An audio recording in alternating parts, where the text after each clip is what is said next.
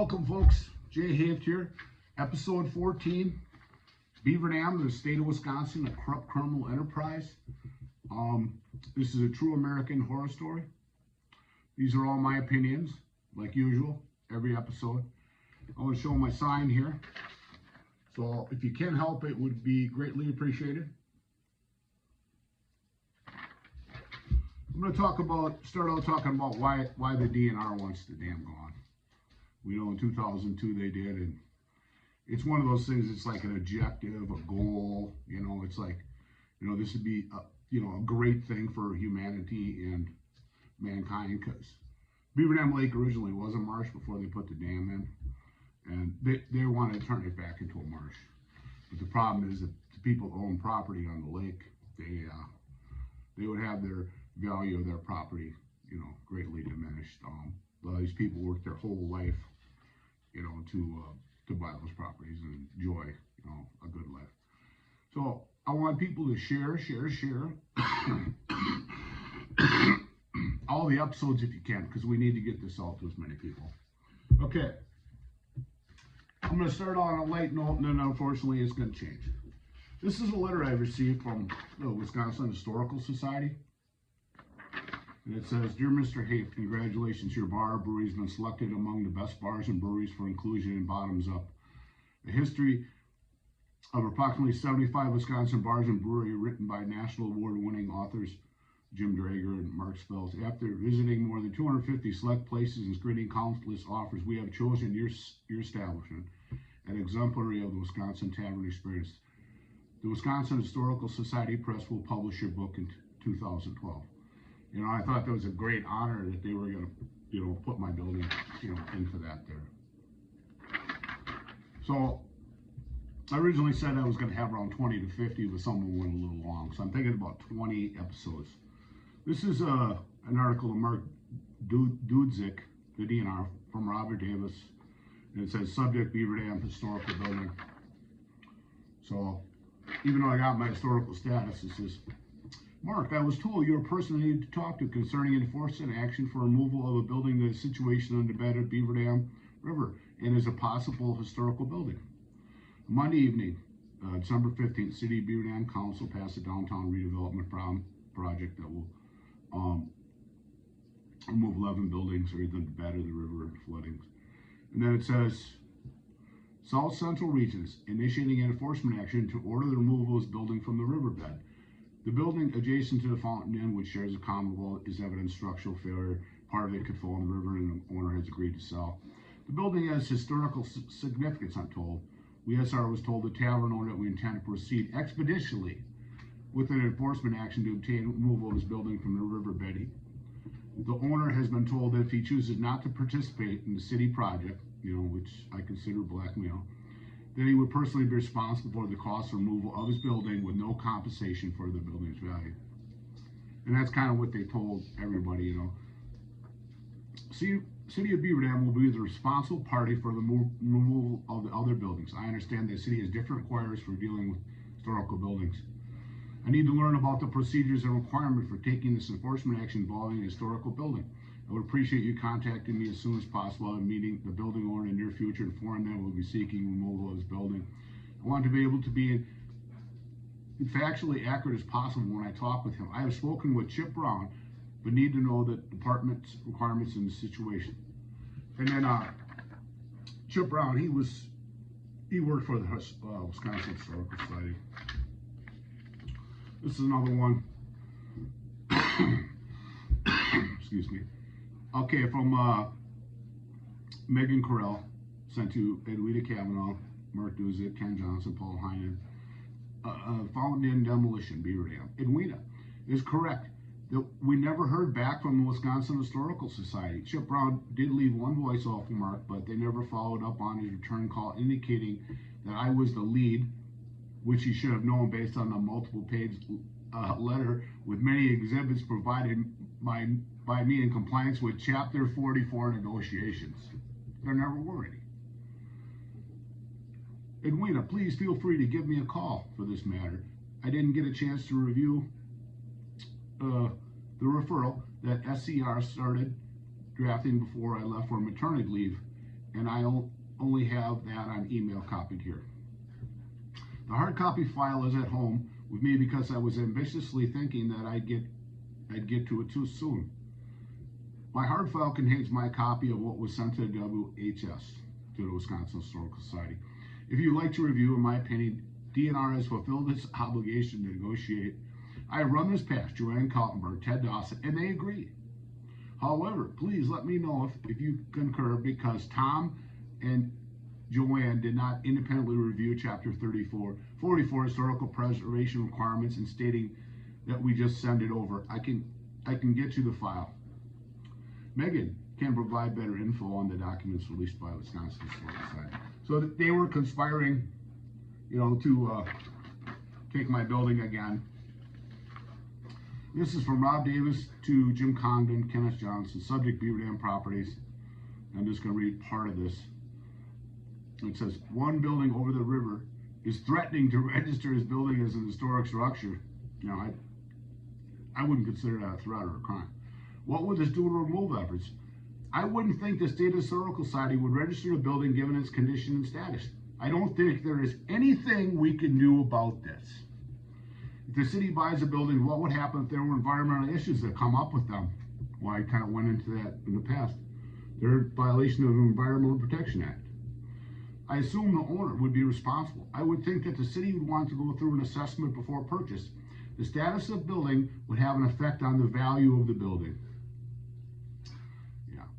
Their estimate for demolition includes, and then it says on there, buried in place because the cost is too hard to handle.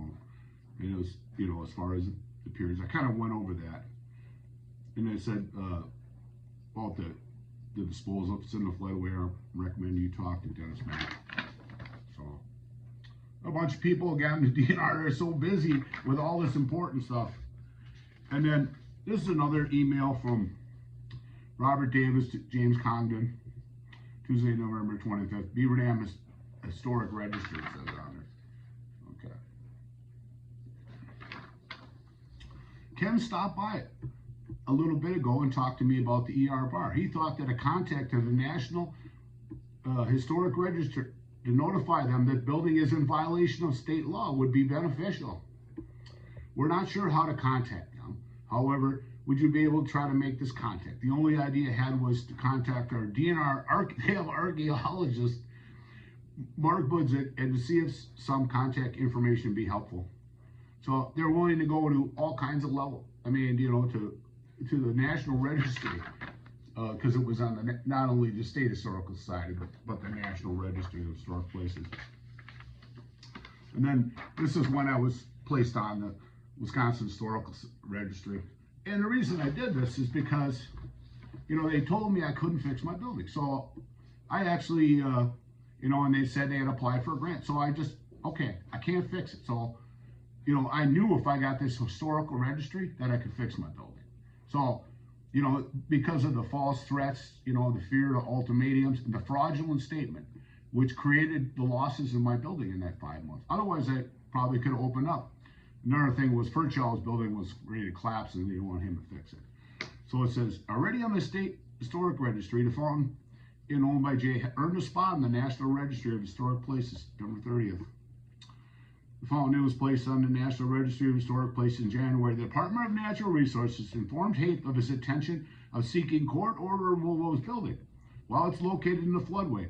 Cobra said, as previously mentioned, this request typically involves the cost of removal be borne by the property owner. And the thing that's amazing about this, they had already got money from my building 3 times at that point. So it's just, yeah, talk about a criminal enterprise. Okay, this is kind of interesting. This is from Michelle Schneider. It says to Rob Davis, it says on there, it says Beaver Dam fun. They consider this fun. How much fun has this been? This is my hometown. Or is it more Gary and Marianne getting involved? And this is what the city attorney put in the paper. I don't have the article, but it's on here. City attorney, what's in the paper, DNR supersedes historical designation. Inclusion of the Fountain Inn Tavern on the State Historical Registry means nothing to the DNR. That's according to the Beaver Dam City Attorney Mary Ann Shack, who says the Department of Natural Resources tells her they would still have the authority to order the building being removed, regardless of its status with the State Historical Society. Jay Haight, one of the found in Tavern, formerly known as Moser Rescue at 203 Front Street, so he's doing best to stay in business because this building is a piece of Beaver Dam history. The DNR has indicated that buildings construction over a river must eventually be removed, but they have not set a timetable, prompting city officials to act quickly before the targeted businesses suffer neglect. The city has accepted offers to purchase from 9 of 11 buildings in the floodway. Legal proceedings have begun against another building believed to be abandoned. That's at Ton Anton. That believes only Hafe will tell his story on WBE Community Comment. I just want to say some stuff about my building because, you know, I'm not going to lie because I haven't this whole time. And I did have my building for sale. I had it for sale for $250,000, and I had an incredible business, and I wouldn't have sold it for any less than that, okay? And I knew if someone paid that much money for that, there's not much land and it's in the floodway, they wouldn't be able to do anything with the land. So if they bought it and paid that much for it, they would have kept it as fodder.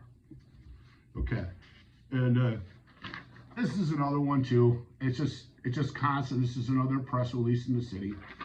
It says efforts to negotiate a settlement reached a climax in May when DNR officials walked away from the table. Well, they walked away because I said the truth about the dam, you know, because they had so much. That's what they did all this stuff for. No one has spoken, but condemnation might be the only option if the Fountain Interjay reflects a final offer to purchase Tavern. Okay, this was in 2012. And then, although Hafe seemed enthusiastic about a city offer to purchase for 100% of their assessed value, I later relented because if you had, I felt I had almost $250,000 into it, and then I spent $40,000 to fix the building after the flood, and then $40,000 to fix the outside of my building, which I had an estimate, and he said it would be $80,000 to $90,000 to do what I did on the outside of my building. So just my like $330,000 invested. If you knew you were legally entitled to appraisal, you would want one. I mean, I don't care who you are, you would want an appraisal. That's the law. And this is when Department of Administration took over, okay?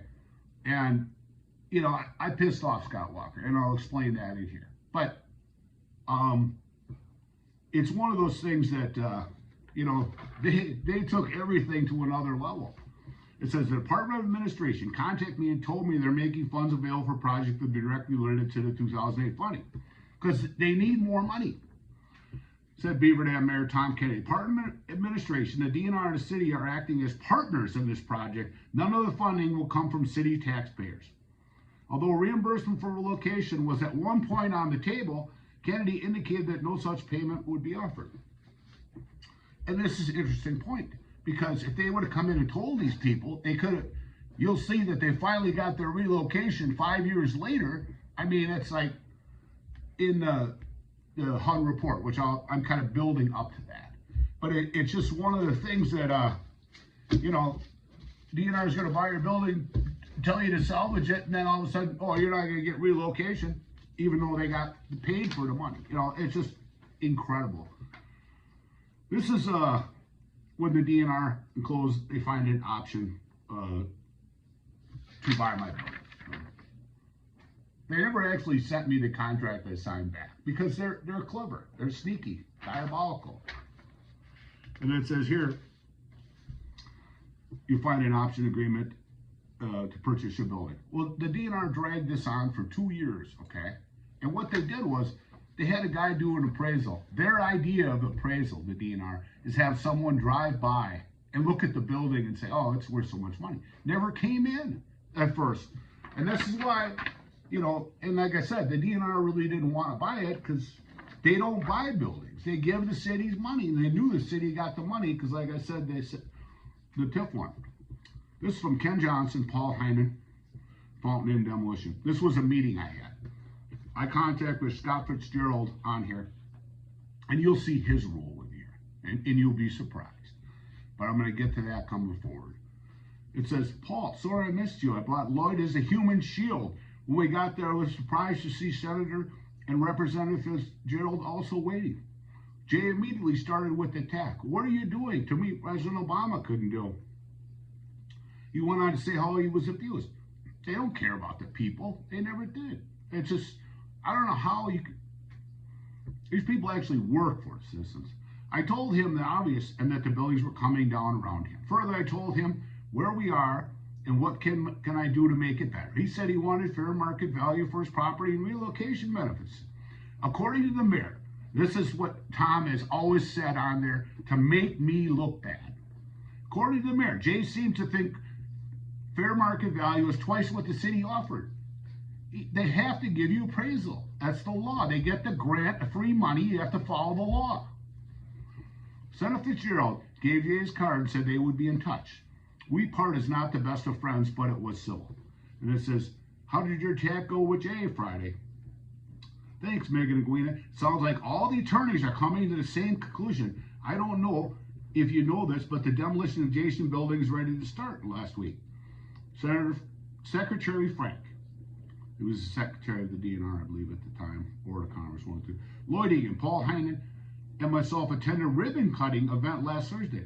But more importantly, last week we received a call from an attorney for Beaver Dam telling me that Chip Brown has been in contact with the city's general contractor, apparently suggesting that Mr. Hayes would be allowed to salvage parts for the building. Yeah, it's unbelievable.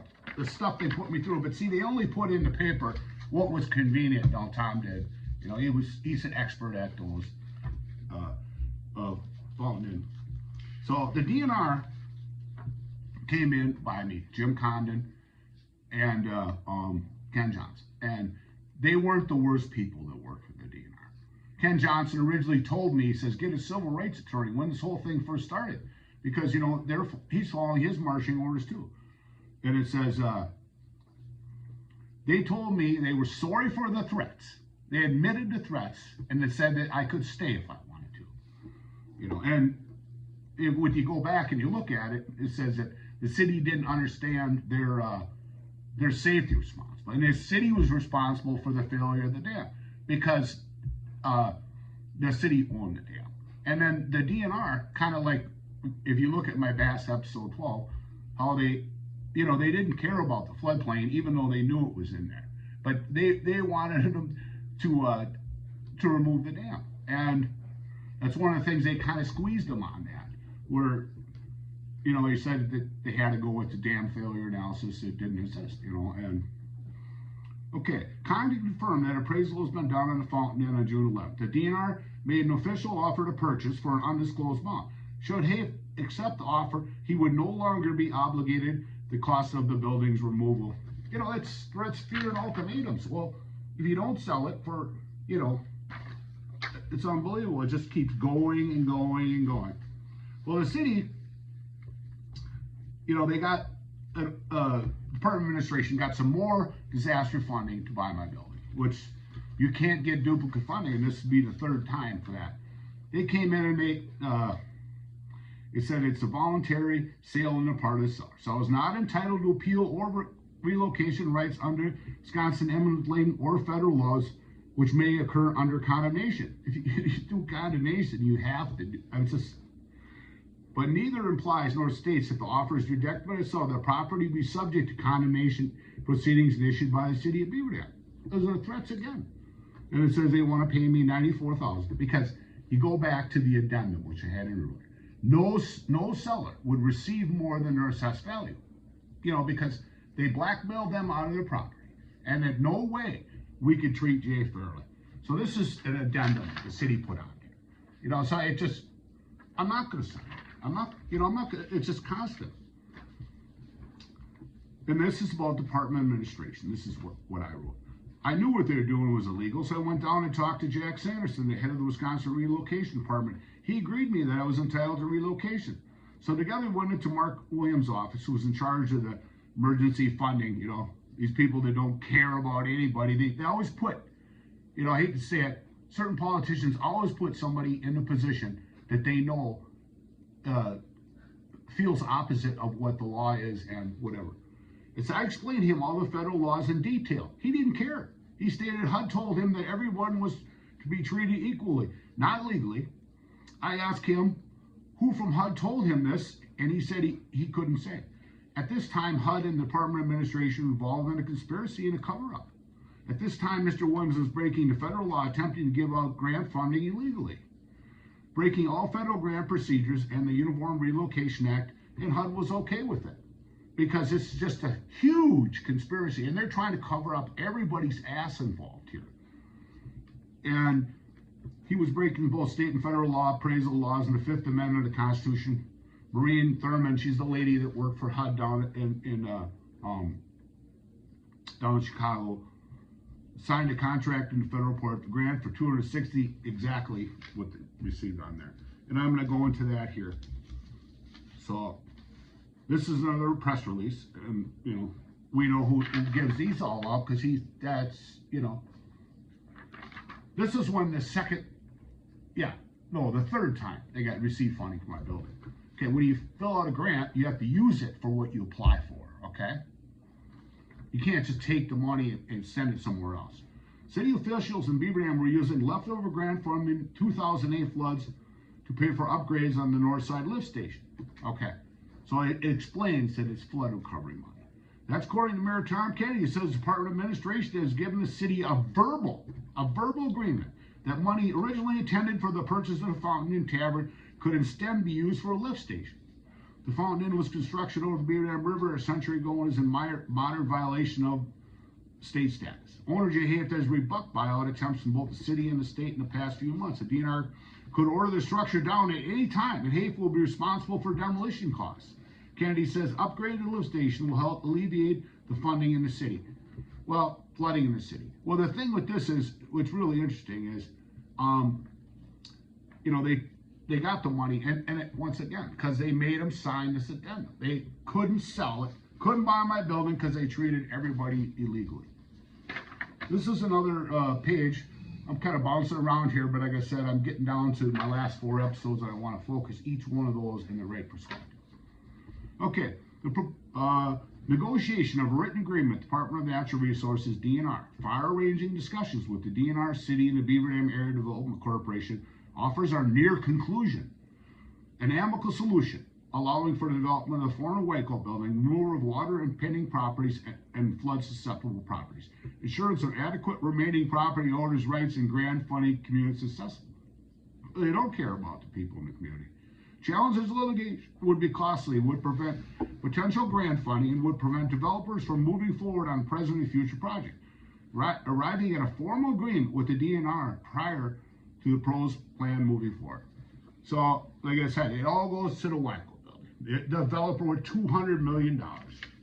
Okay, this is a letter to Mr. Haft from Tom Kennedy. Even though he said time and time again, oh, we're done dealing with it. It's his last time to buy it. We're not dealing with a face-to-face or whatever, because it's like, hey, Jay, he's a terrible person. City's recently informed the state of Wisconsin has recaptured some 2008 community block grant recovery funds. Again, this is the money that they got through the Stafford Act, the federal fund. Has offered to amend the city's CBDG EAP grant award to provide funding for the purchase and demolition of your property located at 203 Front Street. Well, I was in the relocation plan. You saw that. In accordance with the grant award, the city would not be allowed to purchase the property on the same terms and conditions as we used to purchase the other properties in 2008. Therefore, the city is willing to offer a sum of $94,000 to acquire property based on the 2008 assessed value as a property purchase, and that because you have voluntarily vacated your property, well, the DNR was going to buy it and they walked away. And it says, you are not entitled to relocation costs. Additional monies would be secured by the city through the same recovery funds for the raising of the building on the site. Due to the city's limitation in response, it's just on and on. The laws mean nothing to them. I feel sorry for all these other people in the community that they want to buy property from them. And this is these are some of the laws with this. There's no actual email on here, but these are the laws I typed them down. The head of a federal agency concerned shall provide the owner of real property acquired with a written statement, a summary of the basis, and the amount established as just compensation. No owner shall be required to surrender possession of real property before the head of the federal agency pays the agreed price, because you're supposed to negotiate. If any interest in real property is to be acquired by the exercise of eminent domain, the head of the federal agency concerned shall institute formal condemnation proceedings. No federal agency head shall intentionally make it necessary for owner to institute legal proceedings to prove the fact of the taking of his property. And then, okay, so that's that. This is another DNR email. This is a secretary's letter. And you can see, you know, like I said, it always, the food chain, you know, I mean, who was responsible? Because they sent all these marching orders to these people. We're having a meeting with Mayor Kennedy on funding sources today. I believe we were told that Secretary Frank would handle this with a phone call. Maybe that's when they slipped him the extra $1 million. I don't know. He did speak in person to both council members, John Litcher and Mayor Tom Kennedy from Beaver Dam. While that happened, I'm not sure the dots were connected with Michelle on this particular letter. How about if we summarize the meeting here with Beaver Dam today and the outcome of the meeting to respond to this letter? It says Lloyd Kent. Michelle is looking for outcome of this letter. As I did recall, you did hold a meeting. You just need a letter. Let her know that a meeting was held. Was it held? She has the current marks as overdue. And it says on this one too, it says, this email and any attachment may contain confidential information. Use and further disclosure of any of this information by the recipient must be consistent with Wisconsin applicable and federal laws and regulations and agreement. If you receive this email on air, please notify the sender, delete the email, do not disclose or store the information it contains. Well, they're supposed to keep it in the archives. So I guess this was a special letter, and they didn't want to archive it as possible. So this is a letter from Wisconsin administration, and they sent this to HUD when they were doing the investigation, which I'll show you in here. And, you know, you can always lie your way out of it if you're a real good liar, and, you know, the mayor's lying to you, you know, so it's just amazing. So it says here, Dear Mr. Hay, Department of Administration was asked to respond to your letter to the Department of Housing and Urban Development Secretary Sean Donovan. We reviewed your letter and attached this documentation. DOH is limited to responding to items that aggress our program, especially the community ramp plan disaster. Well, they're limited. Why would it be limited? It's public information. In March 2009, City of Beaver Dam applied for a grant award to assist with acquisition and demolition of 9 properties in Beaver Dam, which had negotiated purchase agreements. It didn't. They were blackmailed out of their property. The application for the grant did not include my property. Yes, it did. I'm in there. I showed you. They didn't change the amount of the award. A grant award of 1.5 made by the City of Beaver Dam project. Project ended in May. Neither this department nor any predecessor agency, Department of Commerce, were involved or had any knowledge of your later negotiations with the Department of Natural Resources and the City of Beaver Dam for acquisition of your project. Try to wash your hands of it. We were only become aware of these negotiations after they had failed for a lack of agreement. And that's a false statement too, because the Department of Commerce, I showed you in their emails, where they knew they were breaking the law. They just kind of made up excuses, you know. In September 2011, DOH allowed the city to pursue an additional award for the acquisition of property. During negotiations, your counteroffer of purchase included condition which required the city sign acknowledgement as an involuntary sale, because they didn't do it, follow the laws. Based on your statement, the counteroffer that this was an involuntary withdrew the additional acquisition award to Beaver Dam for this project. They can't do it legally because they want to give all the money to the rich people. It says, Mr. Hay, your property has never been part of the CBDGR contract or contract amendment between the state of Wisconsin and the city of Beaver Dam. Again, this department effectively withdrew all your negotiations. Well, that's another false statement law. When there's a federal investigation, you can't lie in there, you know? And this was from Lisa Brooks. So that's just what they do. They lie. Okay. This is about civil rights. We actually have civil rights, okay? You wouldn't think so, but you're supposed to have. With this chapter, we should make an official civil rights complaint. As you can see clearly, these atrocities against me and the other 10 property owners and tenants are the worst in the history of America. Something like this has never happened before. If you look at the history of civil rights, because it's so un-American, it's hard to believe. Usually after flood and major disaster, cities and communities reach out to help citizens, not to do everything possible to ruin these people's businesses, lives, and families. Also, an out-of-town developer can have an illegal development, and these valued at $200 million in investment. One of the property owners' lawyers stated that the city and state should have to build brand new buildings right where they were, because what they did was illegal. Due to the protection of the law, the Robert T. Stafford Act, and the Uniform Relocation Act, as a federal report clearly will explain, they were to negotiate, and if negotiations failed, they were not to threaten or try any further action. Due to the laws and facts, since there were no negotiations, none, just threats, fears, and ultimatums, every time they broke the law, these are civil rights violations. Now we'll explain the law in detail to make sure this report is adequate and correct as documented and enclosed in the beginning of your review.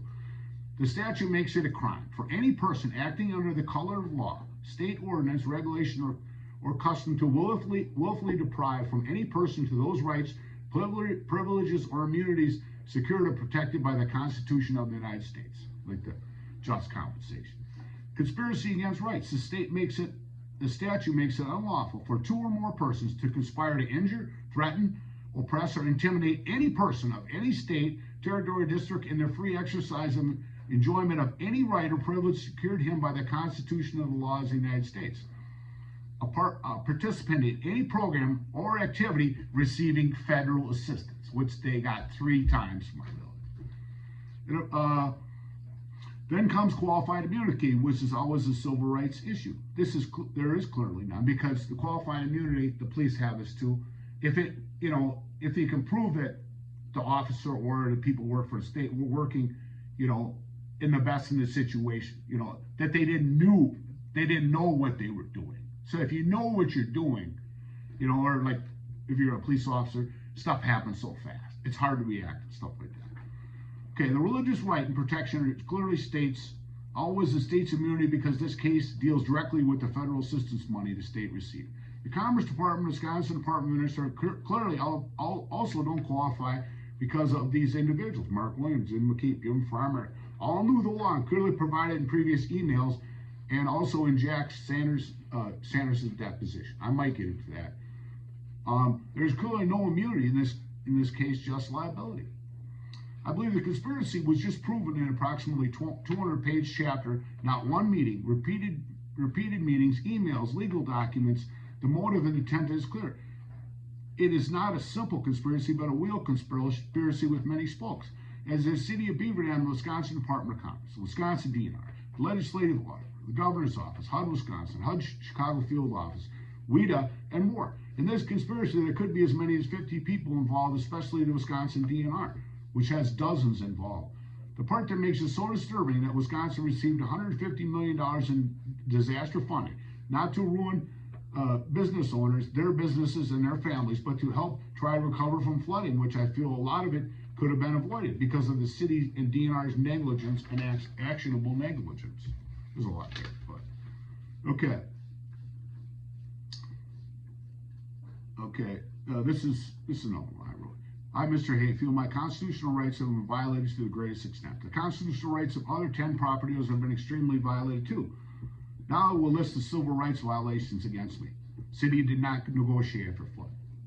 City offered less than just compensation. City and the DNR threatened me. Relocation was supposed to be done before they did not. They did not give the rights under the Uniform Relocation Act. City and DNR threatened me again. No appraisals. City violates 1983 again and again by intimidating me. City gives fraudulent data on the 50% rule, oppressing the property owners and me. City and DNR threatened me repeatedly, oppressing me approximately minimum of, it's hard to count them all. City is guilty of defamation of character at least 20 times, and DNR is involved. City got paid for my property, then holds the money because the city's addendum clearly oppresses me for 5 years. Most of it's covered in the conspiracy. The city and state clearly owe for all my losses and owe me for 5 years of life they with the threats, fear, and ultimatums, any oppression, intimidation, and total disregard of my constitutional rights. Okay, this is the Daily Citizen, trying to go through this fast because this is like bits and pieces. It says Beaver Dam Council approves the FEMA flood map, and I showed you those where they had, you know, the dam didn't exist. It's nothing recent, Mayor Kennedy said. We waited half a year to have this map approved by FEMA. And this is 2012. The only building that stands in the flow now is the limbo. Its owner, you know, they attempt to purchase, demolish the fountain. And that's what's interesting about it is any chance that Kennedy had, just, you know, put digs on Jay Hay. And then this is another one here. I'm gonna get a little closer because this is smaller lettering. This is another press release, WIC News.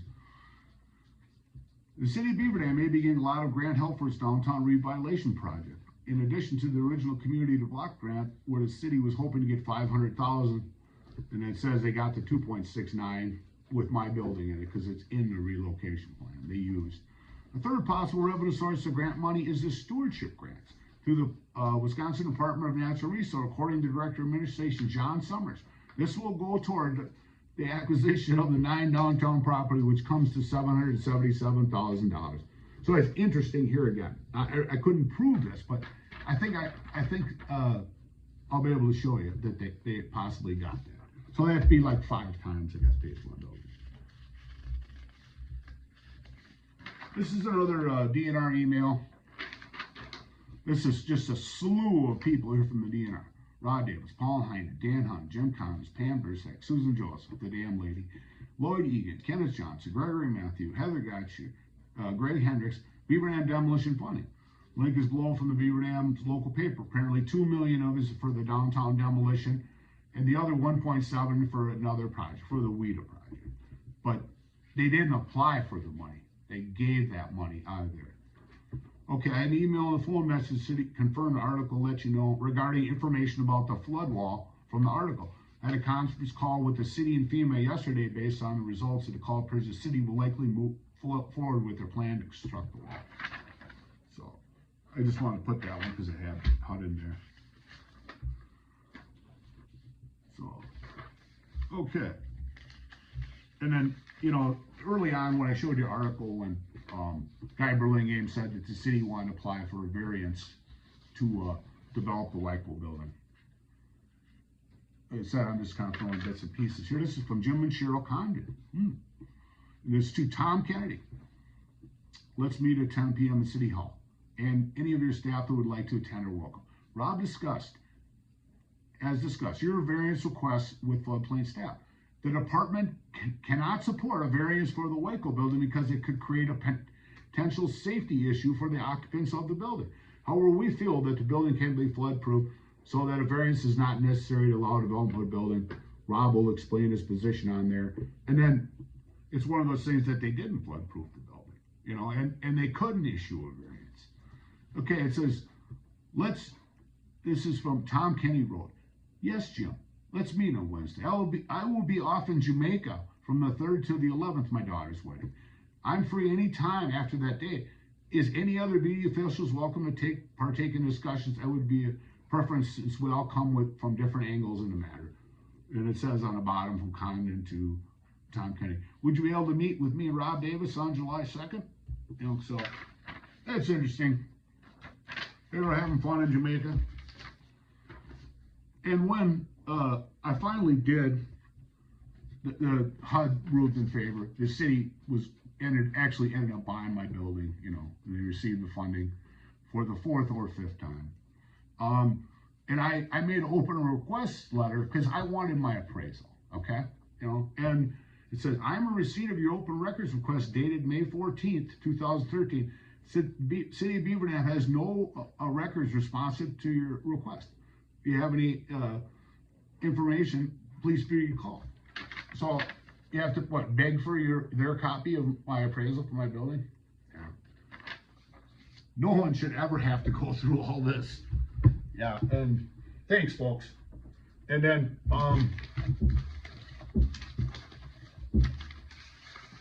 don't forget, please call help.